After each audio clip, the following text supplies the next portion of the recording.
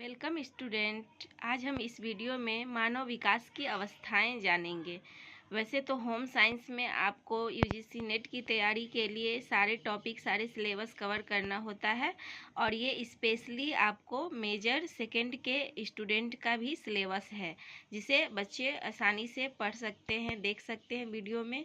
तो चलिए जानते हैं मानव विकास के बारे में। तो मानव विकास जैसा कि हम जानते हैं विभिन्न अवस्थाओं से होकर गुजरती है। मानव विकास की अवस्थाएं क्या है? जैसे मानव विकास की प्रक्रिया जन्म से पहले से ही शुरू हो जाती है। ऐसा नहीं है कि इंसान सिर्फ बड़ा होता है, बूढ़ा होता है, ऐसा नहीं है। उसका जन्म होता है और जन्म से पहले भी उसकी प्रक्रिया होती है जिसे आप गर्भावस्था कह सकते हैं, जिसमें बच्चे माँ के गर्भ में होते हैं। तो वहीं से शुरू हो जाती है मानव विकास की अवस्थाएं। तो इसमें क्या बोल रहा है? मानव विकास की प्रक्रिया जन्म से पहले ही शुरू हो जाती है। प्रसव से पहले यानी जन्म पूर्व अवस्था में शिशु माँ के गर्भ में विकसित होता है और प्रसव से पहले के तीन जो चरण होते हैं, 3 चरणों से होकर गुजरता है। वो 3 चरण कौन कौन से हैं आगे हम लोग पढ़ेंगे।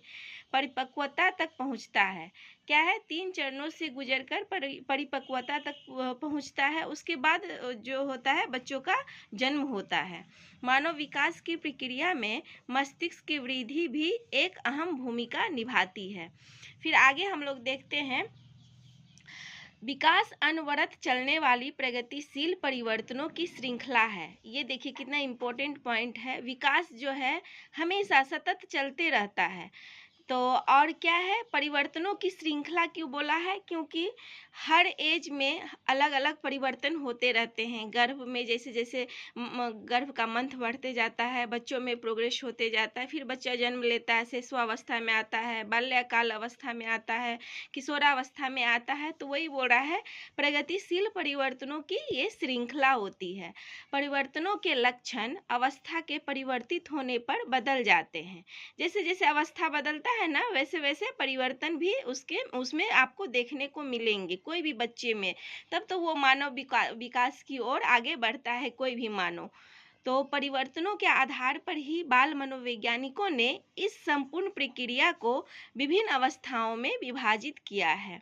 तो बहुत से बाल मनोवैज्ञानिक हैं जिन्होंने इस सब जितने भी संपूर्ण प्रक्रिया हैं, शिशुअवस्था, बाल्यावस्था, फिर किशोरावस्था, प्रौढ़ावस्था, वृद्धावस्था, इस सब में विभाजित अपने अपने तरीकों से अध्ययन करने के बाद उन्होंने बाल मनोवैज्ञानिकों ने अध्ययन करने के बाद किया है, अपने तरीके से परिभाषाएं दी हैं।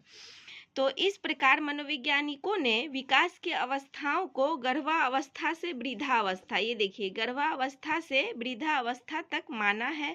विभिन्न विकास अवस्थाओं की अपनी अलग विशेषताएं होती है।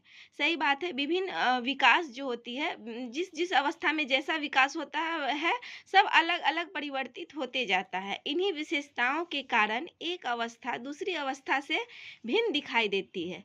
हमेशा एक अवस्था दूसरी अवस्था से अलग हो जाती है। कोई भी मनुष्य हर एज में एक जैसा नहीं रहता, ना एक जैसी उसकी बुद्धि विवेक होती है, ना एक जैसा व्यवहार होता है, चेंज होते रहता है। यहाँ हम हरलॉक के मतानुसार विकास की अवस्थाओं का विभाजन दे रहे हैं। तो हरलॉक जो थे वो क्या थे? आपके चाइल्ड साइकोलॉजिस्ट थे, यानी बाल मनोवैज्ञानिक थे, और उन्होंने क्या अवस्थाएं दी हैं इसके बारे में आगे देखते हैं। ये देखिए ये विकास की प्रमुख 2 अवस्थाएं हैं, ये इम्पोर्टेंट है। पहले इस तरह से हम लोग विभाजन करके पढ़ेंगे। विकास की प्रमुख 2 अवस्थाएं हैं। एक जन्म से पूर्व की अवस्था जिसको प्री नेटल स्टेज कहते हैं, और एक जन्म के बाद की अवस्था जिसे पोस्ट नेटल स्टेज कहते हैं। यानी 2 अवस्थाएं हैं। 2 अवस्थाओं में वर्गीकृत किया गया है मानव के विकास को, जन्म से पूर्व की अवस्था और जन्म के बाद की अवस्था।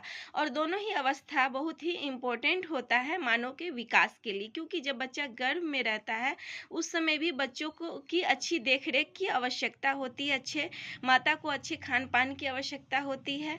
तो चलिए आगे देखते हैं। पहला में जन्म से पूर्व की अवस्था क्या है? जन्म से पूर्व की अवस्था में को गर्भकाल भी कहते हैं। इस अवस्था को 3 खंडों में विभाजित किया गया है। ये देखिए, गर्भ से पूर्व की अवस्था, ये सब क्वेश्चन आते हैं नेट के एग्जाम में। जैसे पहला है बीजा अवस्था या डिम्ब अवस्था, जिसको ओवम कहते हैं, जियोगोटिक कहते हैं। फिर उसके बाद है भ्रूण काल यानी पीरियड ऑफ एम्ब्रॉय है। फिर शिशु काल पीरियड ऑफ फोइटस है।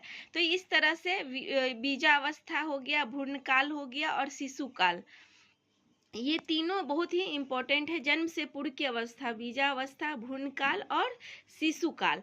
तो इसको भी डिटेल से हम लोग बाद में पढ़ेंगे। पहले मैं आप लोगों को ये अवस्था कैसे कैसे बांटा है ये बता दे रही हूँ। फिर नेक्स्ट ये देखिए कितना इम्पोर्टेंट है, दूसरा जन्म के बाद की अवस्था। जन्म की बाद की अवस्था में जो होता है, पहली अवस्था कैसे विभाजित किया गया है। पहला है नवजात काल, जिसे इन्फेंसी कहते हैं। इन्फेंसी कहते हैं नवजात काल को, जब बच्चे का जन्म होता है, यानी कि जन्म से 2 सप्ताह तक, जब बच्चा 2 सप्ताह तक का रहता है तब तक को आप नवजात काल कह सकते हैं, इन्फेंसी कह सकते हैं। फिर शैशव काल आता है उसके बाद, जिसे बेबीहुड कहते हैं, दूसरे सप्ताह से 2 वर्ष तक। शैशव काल कब तक रहता है, दूसरे सप्ताह से 2 वर्ष तक। बाल्यकाल, बाल्यकाल यानी चाइल्डहुड 2 से 6 वर्ष। और फिर है यौवनोत्सुक अवस्था यानी पर्वर्टी, जिसे 6 से 12 वर्ष। तो इसे कुछ वैज्ञानिकों ने इस तरह से भी किया है कि पूर्व बाल्यकाल कह दिया है 2 से 6 वर्ष। फिर उत्तर बाली जो यौवनोत्सुक अवस्था है, इसको दो अवस्था भी कह सकते हैं, उत्तर बाल्यकाल भी कह सकते हैं, जिसमें 6 से 12 वर्ष तक की अवस्था होती है बच्चों की। फिर नेक्स्ट आता है किशोरावस्था यानी एडल्टेंस आता है, जो कि 13 से 21 वर्ष तक होता है। एडोलसेंस का आपका 13 से 21 वर्ष तक का अवस्था होता है किशोरावस्था। 21 वर्ष के बाद आपका आ जाएगा प्रौढ़ावस्था, जिसे एडल्टहुड कहेंगे। एडल्टहुड यानी कि 21 से 40 वर्ष का जो अवस्था होता है वो प्रौढ़ावस्था का होता है। ये ध्यान से आप लोग पढ़ लीजिए। और उसके बाद है मध्यावस्था यानी मिडिल एज आता है, जिसे कि 41 से 60 वर्ष कहते हैं। इसे आप